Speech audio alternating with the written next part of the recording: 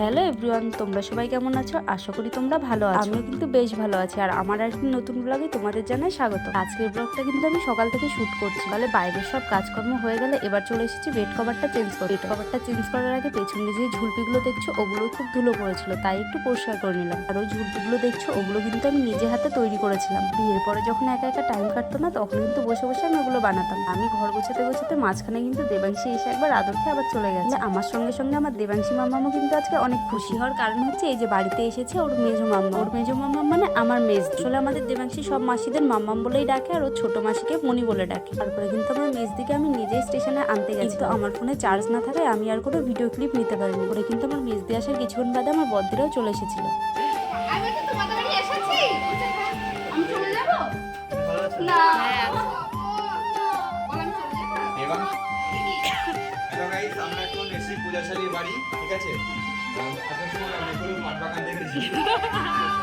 কেমন লাগলো? চারিদিকে জল আর জল।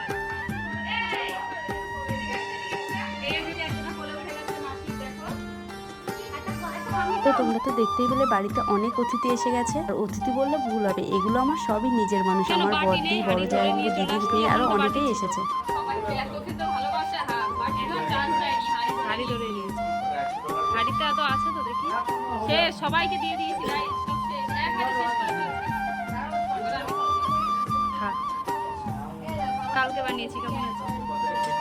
দেখলে তো আমার দিদির কাণ্ড। আগের দিন রাত্রে পায়েস বানিয়েছিলাম, আর সেটা হাঁড়ি ধরে এনে সবাই মিলে খাচ্ছে এখন। আর আমরা এক জায়গায় থাকলে কিন্তু এরকম আড্ডা সারাদিন চলতে থাকে। সবসময় হয়তো আমরা ভিডিও করতে পারি না, কিন্তু আমরা যখন এক জায়গায় হই তখন কিন্তু আমরা খুব মজা করি। এই দেখো এখানে যে লাল জামাটা দেখালাম, এটা কিন্তু দেবাংশীকে ওর দাদা গিফট করলো। রাখি পরানোর আগে ওকে আমি নতুন জামাটা পরিয়ে দিলাম। ও কিন্তু দুপুরের পরে এখানে রাখি পরবে বলে সবাই বসে পড়েছে। দেখো কি সুন্দর ভাবে। আজকে কিন্তু আমাদের দেবাংশী প্রথম ওর দাদা ভাইকে রাখি পরাবে। আজকে ফার্স্ট টাইম ওরা 3 বোন এক জায়গায় হয়ে সবাইকে রাখি পরাবে, জীবনে প্রথমবার।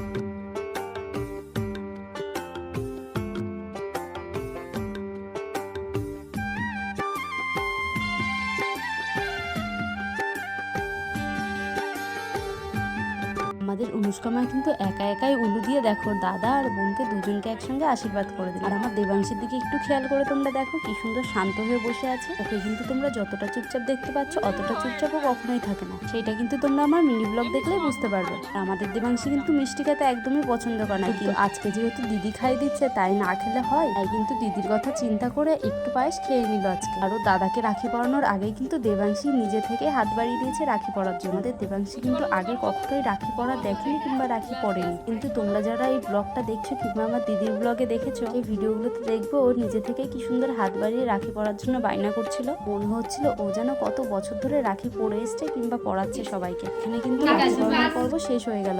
আমাদের বীরবাবু রাখি পরার পরে কিন্তু 2 বোনকে আশীর্বাদ করে দিল। আর রাখি পরার পরেই কিন্তু অনুষ্কাকে প্রথমে একটা গিফট দিয়ে দিল, তারপরে তার ছোট বোনকে মানে আমাদের দেবাংশীকেও একটা গিফট দিয়ে দিল।